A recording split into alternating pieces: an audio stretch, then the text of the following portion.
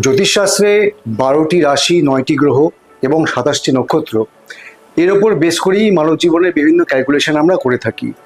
কিন্তু এর বাইরেও এমন বহু বিষয় আছে, যেমন বাস্তু, সংখ্যাতত্ত্ব বা নিউমেরোলজি, রেইকি এবং ওয়েস্টার্ন কালচারের ট্যারোট কার্ড, এরকম বহু বিষয় যার উপর বেস করেও কিন্তু আমরা মানব জীবনের বেশ কিছু প্রভাবকে নিয়ন্ত্রণ করতে পারি বা আমাদের সম্বন্ধে কিন্তু জানতে পারি।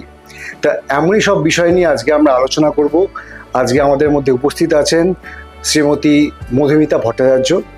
তো আজকে আমরা ওনার থেকে জেনে নেব যে এই যে জ্যোতিষশাস্ত্র এবং অন্যান্য যে বিষয়গুলি আছে এর সম্বন্ধে ওনার মূল্যবান বক্তব্য। তো আসুন জেনে নেওয়া যাক।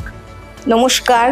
উনি যেটা বললেন যে জ্যোতিষশাস্ত্রের পাশাপাশি আরও অনেকগুলো বিষয় আমাদের লাইফের পরিবর্তন বা নিজেকে পরিবর্তন বা সমাজকে পরিবর্তন করার অনেকগুলো ওয়ে আছে, যেমন বাস্তু, নিউমেরোলজি মানে সংখ্যাতত্ত্ব এবং রেইকি, আর এখন বহুল প্রচলিত সেটা হচ্ছে ট্যারোট কার্ড।